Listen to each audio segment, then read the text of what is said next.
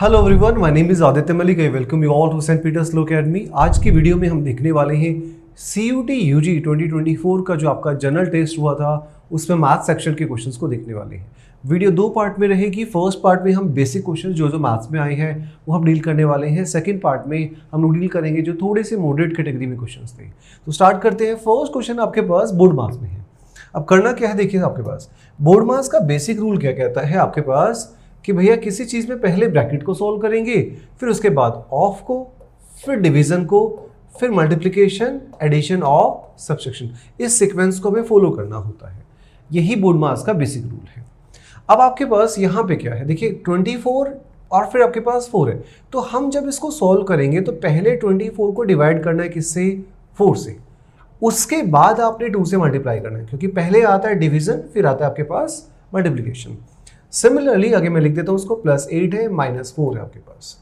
तो हमने जब इसको सॉल्व किया तो हमारे पास कहीं ना कहीं जो चीज़ें हैं, पहले दोनों को सॉल्व करेंगे तो आपके पास आएगा 6 की मल्टीप्लाई 2 में करेंगे तो आपके पास आएगा 12, और इधर आपके पास है +8 -4। अब देखिए प्लस और माइनस के लिए आपके पास एडिशन और सब्ट्रैक्शन के लिए कोई सीक्वेंस फॉलो करने की जरूरत नहीं पड़ती।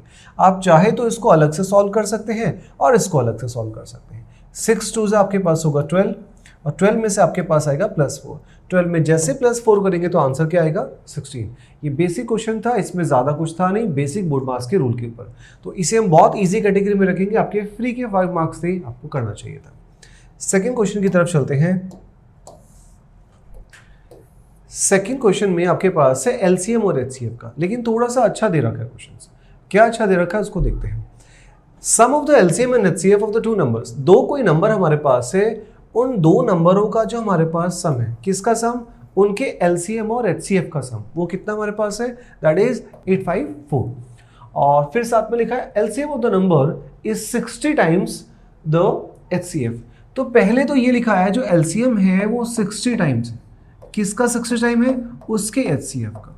ये बात हमें समझ आई कि भैया जो LCM आना है वो 60 टाइम्स है, किसका 60 टाइम, HCF का 60 टाइम।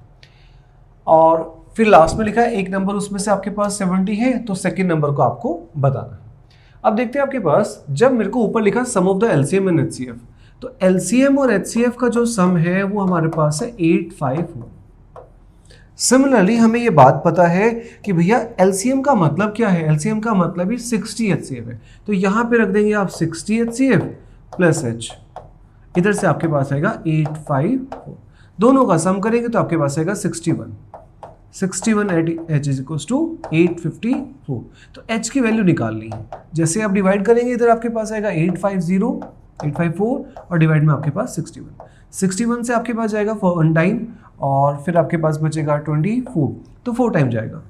तो HCF मतलब जो इसका HCF है, जो कॉमन नंबर है इसके बीच में, वो क्या हो गया आपके पास, दैट इज हो गया आपके पास 14 हो गया। अब समझना है बात को यहाँ से कि भैया अगर मुझे पूछा जाता क्वेश्चन में कि भैया LCM निकालना है, तो हम डायरेक्ट LCM निकाल सकते हैं। भैया 60 इंटू HCF कितना आ गया हमारे पास, 14। तो ये हमारे पास LCM आ जाता।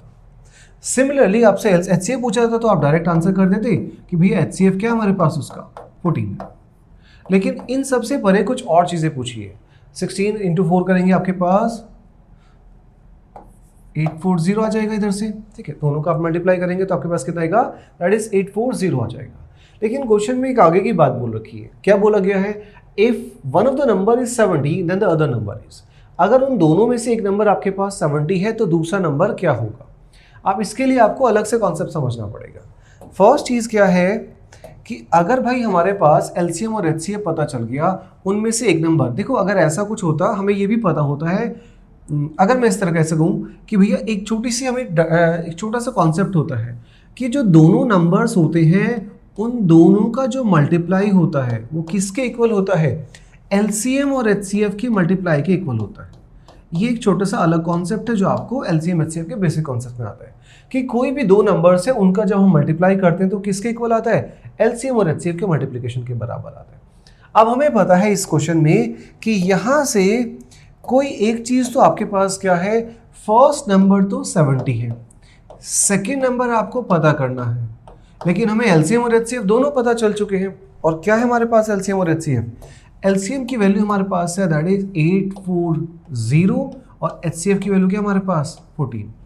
अगर हम इस चीज़ में यूज़ करें तो सेकेंड नंबर हमारे पास आ सकता है। कैसे आएगा सेकेंड नंबर? आपने बस बेसिक कैलकुलेशन का यूज़ करके इस सेकेंड नंबर को निकालना है।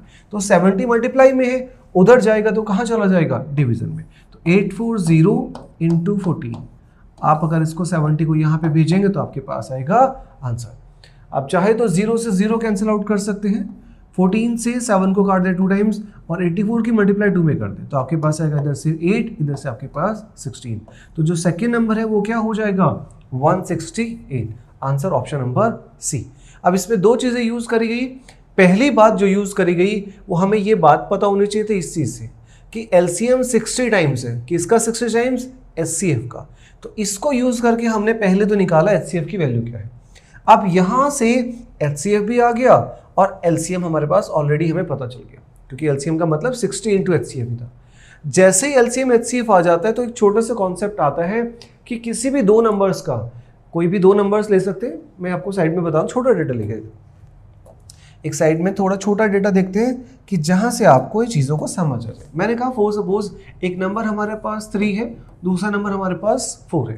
अब हमें इसका एलसीएम अगर लेना पड़ जाए तो एलसीएम क्या हो जाएगा इसका? दोनों का 12। और एचसीएफ क्या हो जाएगा? हाईएस्ट कॉमन फैक्टर, ऐसा नंबर जो दोनों के अंदर कॉमन है। कुछ भी कॉमन नहीं है तो नंबर क्या होता है? वो 1। अब हमने कॉन्सेप्ट समझना है यहाँ से। बार बार इस बात को कहते हैं हम, दोनों जो नंबर्स हैं उनका जो मल्टीप्लाई होगा वो एलसीएम और एचसीएफ के मल्टीप्लिकेशन के बराबर होगा। तो एलसीएम इंटू एचसीएफ, ठीक है, आप ऐसा समझ सकते हैं इस बात को कि एलसीएम और एचसीएफ के मल्टीप्लिकेशन के बराबर होगा। यहाँ पे देखते हैं क्या चीज़ है। अगर हमारे पास पहला नंबर है 3, दूसरा नंबर आपके पास है 4, जब दोनों की मल्टीप्लाई करेंगे तो वो किसके इक्वल आना चाहिए? मैंने कहा एलसीएम हमारे पास आ गया ऑलरेडी, कितना? 12। एचसीएफ कितना हमारे पास? 1। तो दोनों की मल्टीप्लाई करेंगे तो हमारे पास आएगा दिस इज इक्वल टू 12। आप चाहे तो किसी बड़े नंबर पे भी इसको यूज़ कर सकते हैं, ठीक है। ये आपके पास है। मैं नंबर चेंज कर देता हूँ। फॉर सपोज मैंने 3 और 4 की जगह पे यहाँ पे यूज़ कर ले रहे हैं फॉर सपोज 4 और 6, ठीक है। 4 और 6 आपके पास।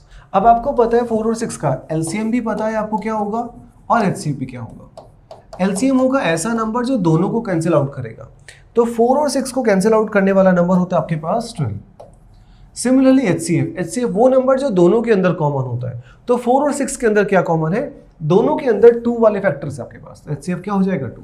अब हमने ये वाले कॉन्सेप्ट में लगाना है, दोनों नंबर का मल्टीप्लाई। तो 4 और 6 का जब हम मल्टीप्लाई करेंगे वो किसके इक्वल आना चाहिए? एलसीएम और एचसीएफ के मल्टीप्लिकेशन के। तो एलसीएम हमारे पास है 12 और एचसीएफ हमारे पास है 2। तो 12 2 होता है 24 और 6 इंटू 4 क्या होता है आपके पास? 24।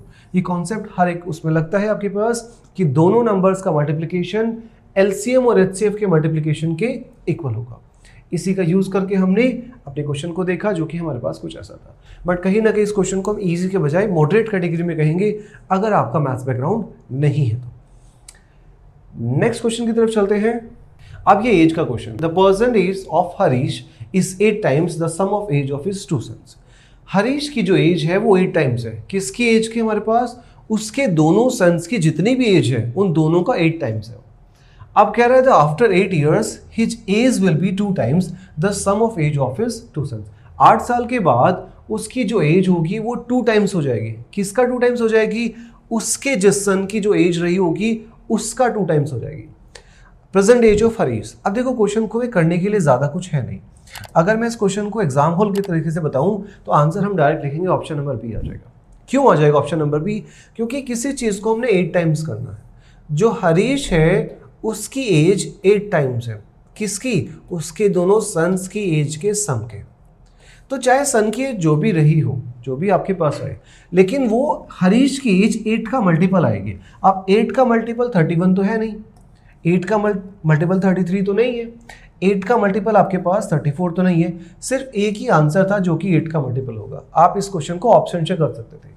जैसे मुझे पता चला कि भाई अगर ये हमारे पास 8, अगर ये 8 है तो कितने की मल्टीप्लाई करें? तो दोनों का जो सम रहा होगा, जो सन्स की एज रही होगी वो कितनी रही होगी? 4 रही होगी।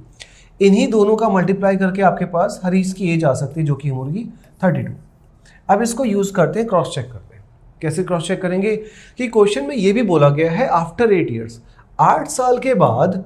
अब 8 साल के बाद देखो हरीश अगर अभी 32 का है तो 8 साल के बाद हरीश कितने का हो जाएगा? 40 years का हो जाएगा, 40 साल का हो जाएगा। 8 साल के बाद उसकी जो एज होगी वो 2 टाइम्स हो जाएगी। किसका 2 times? The sum of the ages of his 2 sons. ठीक है, उसके सन की जो भी एज रही होगी। अब मैंने कहा हरीश की एज तुम्हें पता है 40 होनी चाहिए, इसके सन की एज का सम करके अगर डबल कर देंगे तो वो भी 40 आना चाहिए।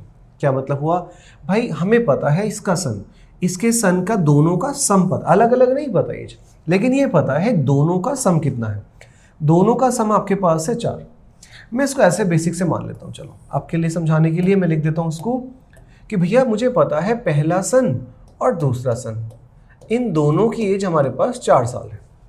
तो ऐसा कुछ रहा होगा कि भैया ये 1 साल का होगा, ये 3 साल का होगा, हो सकता है ये 2 साल का हो, ये भी 2 साल का हो सकता है ये 3 साल का हो, ये 1 साल का हो। बट मैंने एज अ रफ आइडिया के लिए बोल दिया कि पहले वाला 1 ईयर का है, सेकंड वाला 3 साल का है, और दोनों का सम कितना हो जाएगा 4। अब 8 साल के बाद ये कितने का हो जाएगा 9 का, ये 8 साल के बाद कितने का हो जाएगा 11 साल का, दोनों का सम कितना हो जाएगा यहाँ से 20। अगर हम 20 को 2 टाइम्स कर दे रहे हैं तो क्या वो 40 आता है? यस 40 आता है। तो आप इसे क्रॉस चेक कर सकते थे कि 8 साल के बाद, अब बेसिक से भी करना चाहो तो बेसिक से भी कर सकते हो, वहाँ पे आपको थोड़ा सा बस कैलकुलेशन अलग तरीके से करनी पड़ेगी। अदरवाइज इस क्वेश्चन को 10 सेकंड के अंदर हम कर सकते थे। कैसे? कि हमें सिर्फ 8 टाइम्स का था, 8 टाइम्स एक ही चीज़ है जो हमारे पास आंसर देगी, वो हमारे पास होगा, that is option number B. Exam में कुछ चीज़ें आपको इसी हिसाब से दी जाती है ताकि हम उसे ऑप्शन के हिसाब से एलिमिनेट करें। आई गेस ये बातें समझ आई होगी। हम क्या कर रहे हैं, 8 टाइम्स वाला एक ही आंसर था। अब इसको रख के देख लिया हमने, अगर हरीश की एज 32 है तो 8 साल के बाद कितनी हो जाएगी 40। मैंने कहा ये 40 तो हो गया, लेकिन जो सन का सम था वो 4 था। अब सन का सम 4 था, अगर मैंने बोला कि भैया ये 1 साल का था, ये आपके पास 3 साल का है, तो ये 8 साल के बाद हो जाएगा 9 साल का, ये 8 साल के बाद हो जाएगा 11 साल का।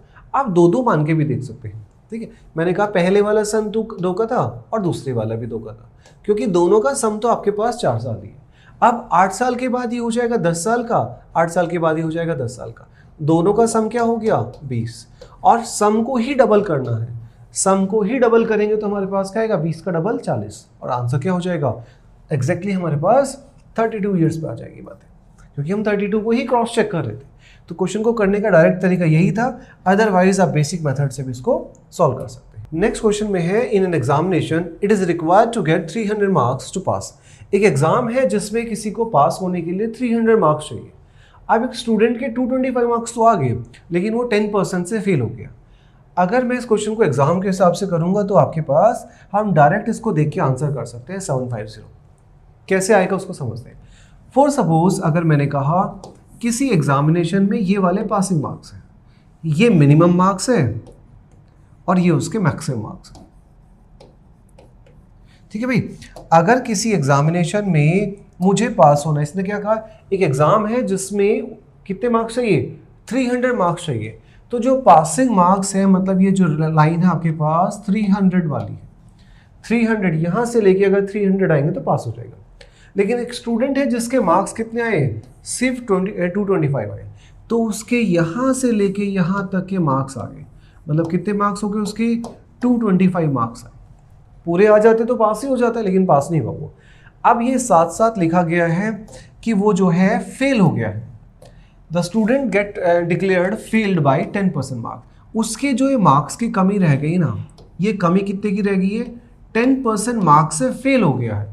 10% से फेल हो गया मतलब कितने मार्क्स कम है उसके 10% मार्क्स कम है। ठीक है, ये विजिबल होगा यस यहाँ से। अभी 10% मार्क्स जो है आपके पास क्या होंगे वो कम रह गए, तो हमने देखा भाई ये वाले जो मार्क्स है वो आपके पास 10% में आते हैं। अब आपको बस इतना सा बताना था, हमें पता है कि टोटल यहाँ से यहाँ तक का 300 है, 225 तो ये हो गया, तो 300 में से अगर 225 चला जाएगा तो कितना बचेगा आपके पास 75 मार्क्स। मतलब बेसिकली अगर उसके 75 मार्क्स और आ जाते तो फिर पास हो जाता। लेकिन इसी बात को लैंग्वेज में दिया गया कि उसको 10% से फेल कर दिया गया। अब हम कहें 10% का मतलब ही क्या हमारे पास 75, हम डायरेक्ट इसको बोल सकते हैं ना भैया, इसको परसेंटेज में कहेंगे तो 10% और रियल में कहेंगे तो 75, तो इन दोनों को आपस में कंपैरिजन कर दें। ये परसेंटेज वाली चीज़ है, ये रियल मार्क्स है। अब मैं इसको ऐसे कह सकता हूँ कि 10% का मतलब ही क्या हमारे पास 75।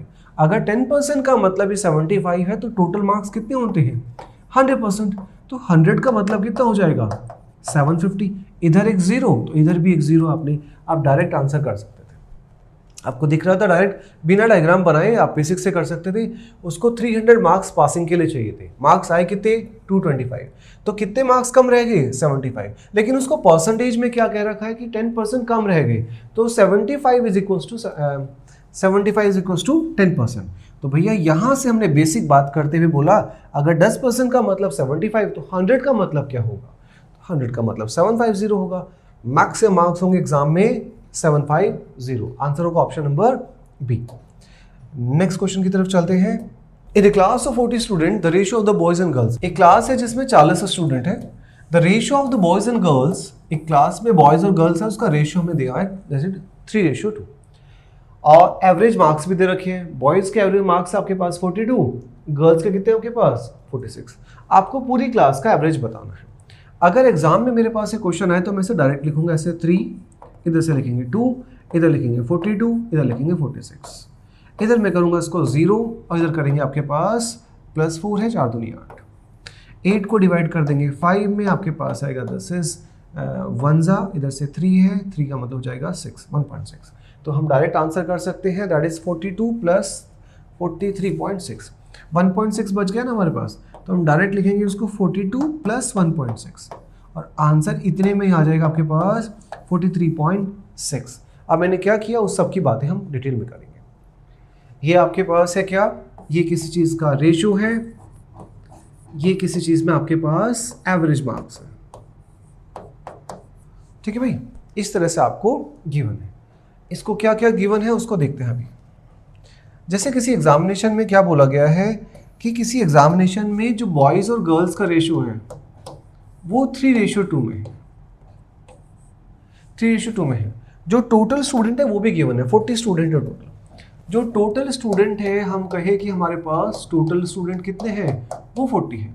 तो जैसे टोटल पता है कि 40 बच्चे हैं और उनका रेशियो भी पता है 3:2 में है, तो इसके बेसिस पे हम निकाल सकते हैं बॉयज़ कितने होंगे, गर्ल्स कितने होंगे। कैसे निकालते हैं भैया, 40 किसकी वैल्यू है 5 की। 5 क्यों, क्योंकि बॉयज़ और गर्ल्स मिला के तो बच्चे होंगे क्लास के, तो 5 की वैल्यू है 40। अगर बॉयज़ निकालने पड़ेंगे तो कितने हो जाएंगे हमारे पास यहाँ से 8, तो 8 3 ज़ा 24, तो बॉयज़ आपके पास आ जाएंगे 24 और गर्ल्स आ जाएगी आपके पास 8 2 ज़ा 16। ऐसे हम बेसिक रेशियो वाली चीज़ को यूज़ करके डायरेक्ट बता सकते हैं। ठीक है, तो अगर क्लास में बोला जाए बॉयज़ कितने हैं 24, गर्ल्स कितनी है आपके पास 16, दोनों का सम क्या हो जाएगा 40 हो जाएगा। अगर मुझे बिल्कुल ही बेसिक से क्वेश्चन करना पड़ जाए इसमें, तो हम कहेंगे भैया हमारे पास कुछ ऐसा डेटा गिवन है कि क्लास में, जैसे मैंने कहा एवरेज का मतलब क्या होता है, एवरेज का मतलब होता है सम अपॉन नंबर्स। और अगर आपको कहीं सम निकालना पड़ जाए तो सम का मतलब क्या हो जाएगा, एवरेज में मल्टीप्लाई कर देंगे हम किस चीज़ की, नंबर्स की। तो एवरेज में अगर आप नंबर्स की मल्टीप्लाई कर देते हो तो आपके पास क्या आता है, सम आता है। अब हमें एवरेज मार्क्स तो पता है, दोनों के पता है। पहले वाले के जो एवरेज मार्क्स है वो है 46, तो पहले वाले के हैं 42। कितने बॉयज़ के, बॉयज़ का हमें पता है कितने हमारे पास 24, तो हम यहाँ से इसका सम निकाल सकते हैं जो कि हमारे पास आ जाएगा ऐसे।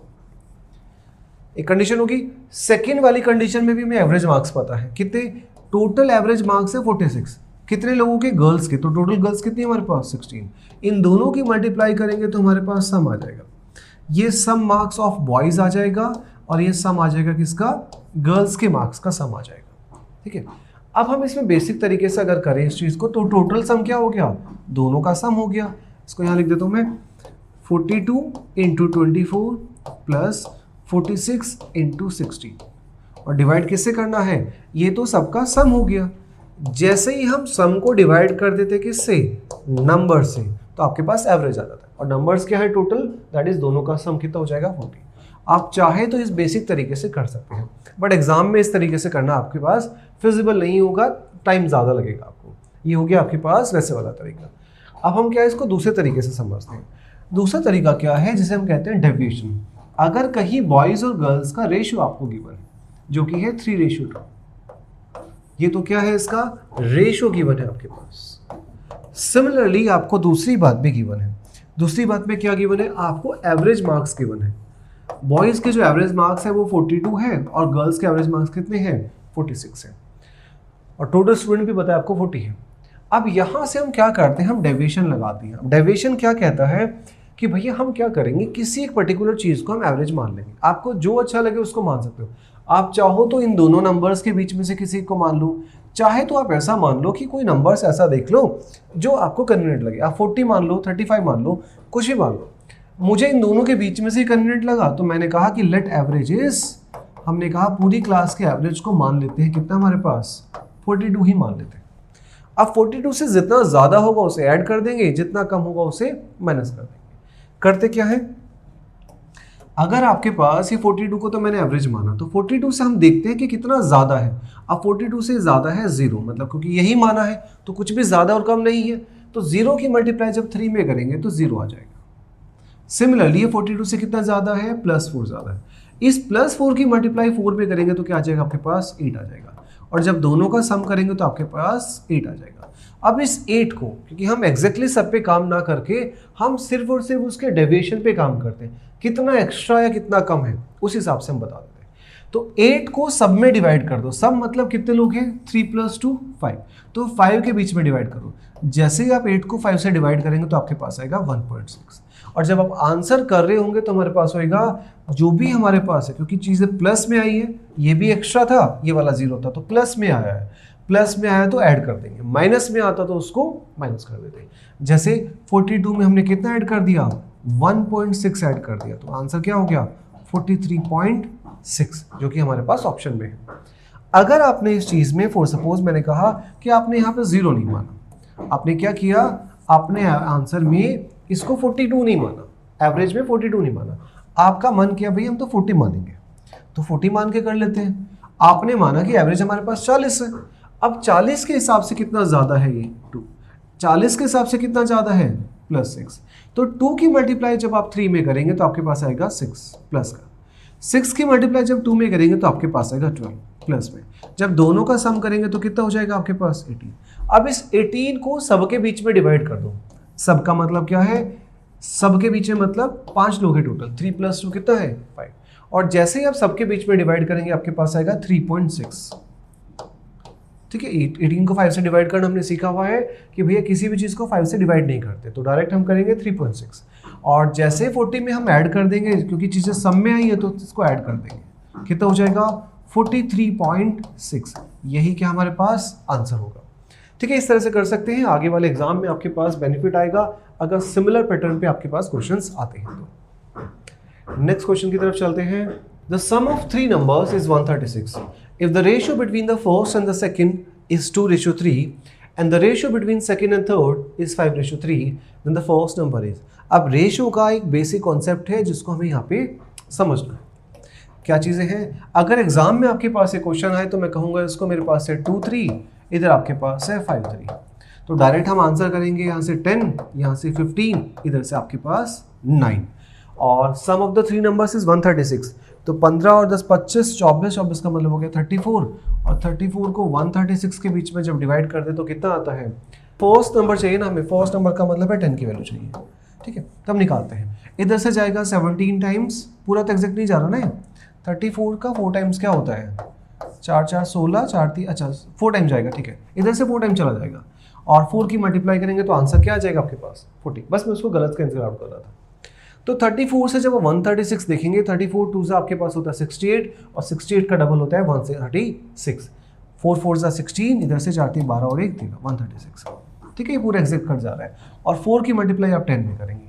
अब किया क्या उसको समझते हैं। ठीक है, ये तो हमने कर दिया कि एग्जाम के अप्रोच के हिसाब से हम इस चीज़ को डायरेक्ट कर सकते हैं, लेकिन किया क्या है उस चीज़ को समझना है। इस क्वेश्चन में आपको पहले फर्स्ट नंबर और सेकंड नंबर, जिसको मैंने ए और बी बोल दिया, उसका रेशियो आपको गिवन है 2:3। फिर आपको B:C, सेकंड नंबर और थर्ड नंबर, उसका भी रेशियो गिवन है, और वो क्या रेशियो आपके पास, वो है आपके पास 5:3। हमें बेसिक कॉन्सेप्ट से पता होता है कि जब भी 2 रेशियो को कंबाइन करना है तो क्या आपके पास आंसर आता है। जब भी 2 रेशियो को कंबाइन करना है तो हमारे पास ये डायरेक्ट आ जाएगा A:B:C। कैसे लिखेंगे, A वाली वैल्यू होगी पहले जितने भी नंबर है सबका मल्टीप्लिकेशन, तो 5 × 2 क्या हो जाएगा 10। C कौन सा होता है, लास्ट के नंबरों की मल्टीप्लाई, तो 3 × 3 क्या हो जाएगा आपके पास 9। ठीक है भाई, और B ये जो बीच वाला नंबर होता है इन दोनों की मल्टीप्लाई होती है, तो 5 इंटू 3 करेंगे तो हमारे पास क्या आ जाएगा 15। इतनी बात से हमारे पास आ गया कि भैया तीनों नंबर्स का रेशियो क्या होगा आपस में, दैट इज 10, 15 और 9 होगा। अब जिस चीज की वैल्यू गिवन होती है उससे कंपैरिजन कर देते हैं। वैल्यू किस चीज की गिवन है वो यहां पे लिखा, the sum of the three numbers is 136। हमें यूनिट में पता है इन नंबर्स का सम क्या है, यूनिट्स में इन सब का सम आपके पास है 34। उसी को ही रियल में अगर हम देखें 34 यूनिट्स, उसी को ही रियल में कितना बोला गया है 136 बोला गया। तो रियल में कितना बोला गया है 136। आप यहां से 1 यूनिट की वैल्यू निकाल सकते हैं।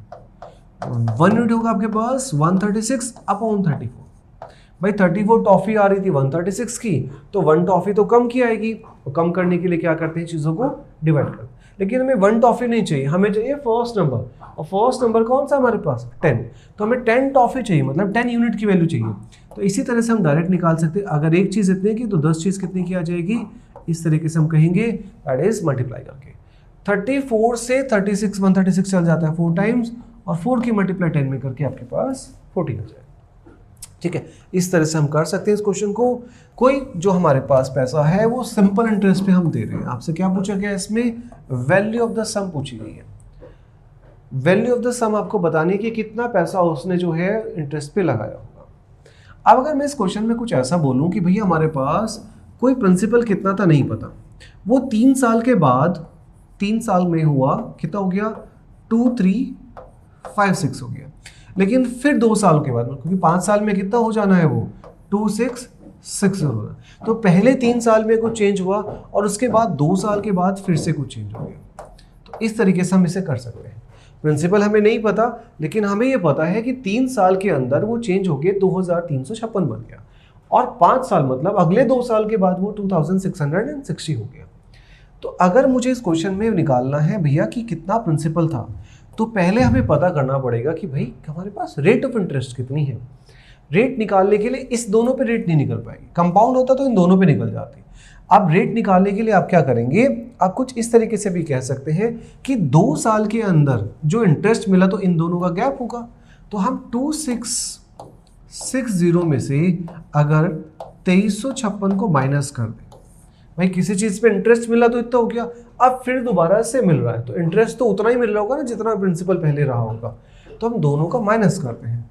जैसे माइनस करेंगे इधर आ गया आपके पास 4, इधर आएगा 0, इधर आपके पास आएगा 3, इधर आपके पास 0, तो 304। हम ये कह सकते हैं कि 304 क्या हमारे पास मिला, 304 मिलता है इंटरेस्ट कितने सालों में 2 सालों में। तो क्या मैं इस बात को ऐसे बोल दूं कि 304 इंटरेस्ट मिला कितने सालों में 2 सालों में। तो 3 साल में कितना मिलेगा, तो 3 साल में कितना मिलेगा हमने निकाल दिया इसको ऐसे। भाई 2 साल का जो इंटरेस्ट है वो 304 है, तो 2 साल मतलब कंपैरिजन कर दिया हमने कि 2 सालों का मतलब कितना है 304, तो 3 सालों को कितना होगा वो हम निकाल देते हैं। तो इससे हम माइनस करेंगे, डिवाइड करेंगे, तो क्या आपके पास आएगा, इधर से आपके पास आएगा 152, और मल्टीप्लाई करेंगे इधर आएगा आपके पास 3 2 6, 15 45। अगर इसमें प्रिंसिपल ही पूछा है तो रेट की भी जरूरत नहीं है, रेट निकालने का पूछा होता तो रेट निकालते हैं। अब हमें पता है कि कोई पैसा इतना बना है, तो अगर इतना पैसा बना है तो 3 साल में 456 इसको इंटरेस्ट ही मिला होगा ना, तो 456 इसको माइनस कर देते हैं। जैसे माइनस करेंगे इधर 0, इधर 0, आपके पास आएगा 10 से 9 4 13, इधर से आपके पास आएगा 1, तो प्रिंसिपल कितना हो जाएगा 1900, और आंसर क्या हो जाएगा ऑप्शन नंबर सी। बेसिक समझते हैं कि भाई किसी चीज में हमने 2 साल में इतना हो गया, 2 साल में इतना मिल गया, तो हमने भाई कंपैरिजन करा कि भैया 2 साल का प्रिंसिपल इंटरेस्ट कितना है 304 है। अगर 2 साल में इतना मिला तो 3 साल में देखेंगे ना कितना आएगा। भाई किसी चीज पे इंटरेस्ट में क्या होता है, आप कोई पैसा लेते हैं, मैं बेसिक बता देता हूँ। आप जब पैसा लेते हो इंटरेस्ट पे, तो कहीं ना कहीं जो आपके पास कोई, मैंने कहा 100 रुपीज लिया आपने, और 10% के हिसाब से आपने उसको ले लिया, तो कितना हो जाएगा 110 हो जाएगा। और जब सिंपल इंटरेस्ट की बात कर रहे हैं तो दूसरे साल में कितना हो जाएगा 120 हो जाएगा, तीसरे साल में कितना हो जाएगा 130 हो जाएगा। अब आपके पास कुछ मैं ऐसी बातें कर दूं कि भाई हमें ये बात पता है कि कहीं ना कहीं जो आपके पास कि किसी एक साल में जो 1 ईयर है ये भी 1 ईयर है, और ये वाली चीज़ हमें नहीं पता। लेकिन हमें ये पता है कि एक साल के अंदर हमारा इंटरेस्ट जो है 120 से 130 हो गया। एक साल मतलब ये पहला साल का नहीं पता, दूसरे साल में हमारे पास इतना हुआ और थर्ड ईयर में इतना हुआ हमारे पास। तो मैं ऐसा बोल सकता हूँ कि 1 ईयर में हमारे पास इंटरेस्ट कितना आया है, 10 रुपीज आया है। 1 ईयर का इंटरेस्ट कितना है, 10 रुपीज। तो यहां भी तो सिमिलर आपके पास 1 ईयर का इंटरेस्ट ऐड होने के बाद ये बना होगा ना हमारे पास, जितना भी प्रिंसिपल होगा उसमें ये 1 ईयर का इंटरेस्ट ऐड होने के बाद तभी तो ये 110 बना होगा। बात समझ रहे? अगर हमने क्या कहा कि भाई अगर हमारे पास एक साल का इंटरेस्ट 10 रुपए है तो ये 1 ईयर का इंटरेस्ट ऐड होने का, क्योंकि 1 ईयर तो ये भी है ना, इसी बेसिस पे हमने कह दिया कि प्रिंसिपल कितना रहा होगा, 100 रहा होगा। ऐसे हम इसको आंसर कर सकते हैं। अब मैं इस बात में कहूँ कि भैया इस 1 ईयर की जगह पे हमने कह दिया 2 साल का पता है, हमें क्या पता है, इन 2 सालों का पता है कि 110 इस साल से लेके अगले 2 सालों के बीच में 130 हो गया, 130 हो गया।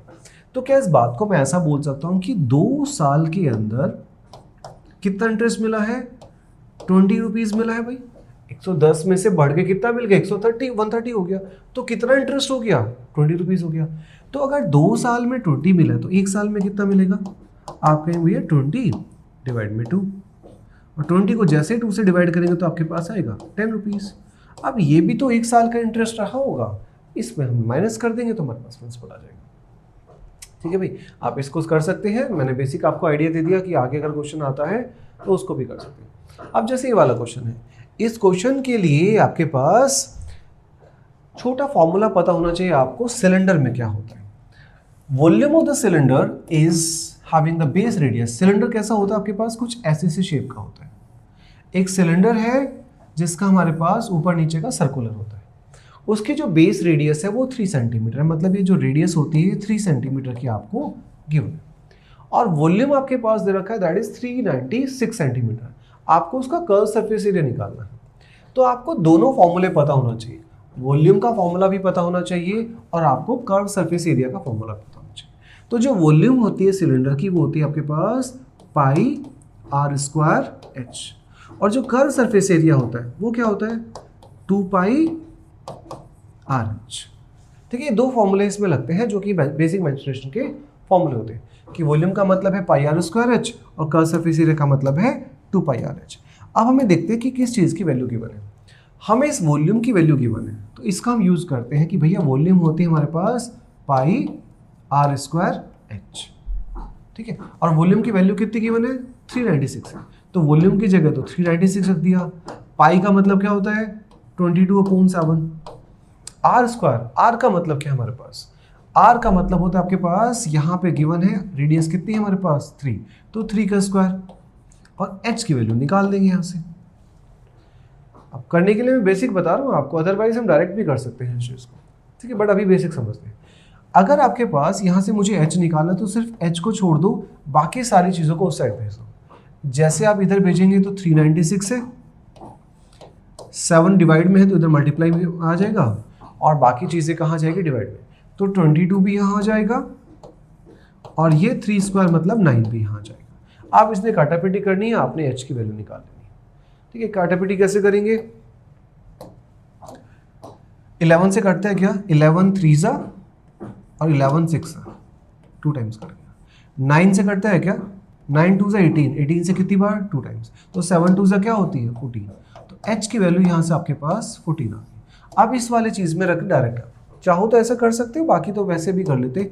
चलो 2 × पाई की वैल्यू क्या आपके पास 22/7, आर की वैल्यू कितनी हमारे पास 3, और h की वैल्यू कितनी आ गई हमारे पास 14 आ गई। अब डायरेक्ट आप वैल्यू को रखेंगे आपके पास आंसर आ जाएगा। अदरवाइज हम इस क्वेश्चन को रेशियो से भी कर सकते थे, बट अभी मैं उस हिसाब से कंफ्यूजन नहीं क्रिएट करना चाह रहा। आप इसे बेसिक करो, 7 2 आपके पास आएगा, और इधर मल्टीप्लाई करनी है 2 × 2 × 2। ठीक है, देखो कैसे मल्टीप्लाई करेंगे, इसका 2 और इसका 2, तो 8 हो जाएगा। 8 3 से कितना हो जाएगा 24, तो 11 × 24, 11 की मल्टीप्लाई 24 में करना हमें आता है, दिस इज 4, इधर से 6, इधर से 2, तो आंसर क्या हो जाएगा 264। Answer option number C. आप बेसिक मल्टीप्लाई भी कर सकते हैं, 2 की मल्टीप्लाई 3 में और 3 की मल्टीप्लाई 2 में, जो कि आपके पास आएगा 12, और 12 की मल्टीप्लाई 22 में, जो कि आपके पास 264 4 देगा। तो इस क्वेश्चन को करने के लिए आपको बेसिक फॉर्मूला पता होना चाहिए था सिलेंडर के वॉल्यूम का भी और सिलेंडर के कर्व सरफेस एरिया का भी, आपका आंसर आ सकता था। आपने अगर ये वीडियो पूरी देखी है तो थैंक यू वेरी मच। और इस चीज़ के लिए आपके पास एक सेकंड पार्ट भी है जहाँ पे हमने और जो बाकी क्वेश्चंस हैं, क्योंकि 16 क्वेश्चंस आए थे, मैंने 8 करके 2 पार्ट में डिवाइड किया इसको, ताकि आप सेकंड पार्ट को भी देखें। और अगर एग्ज़ाम आपका आगे आने वाला है, क्योंकि दिल्ली का एग्ज़ाम पोस्टपोन हो गया था, तो पॉसिबली आई बिलीव कि आपका एग्ज़ाम अगर दोबारा होने वाला है या फिर आप 25 में एग्ज़ाम देने वाले हैं, तो कुछ इसी पैटर्न पे आपके पास क्वेश्चन आने वाले हैं। Thank you very much, have a nice day.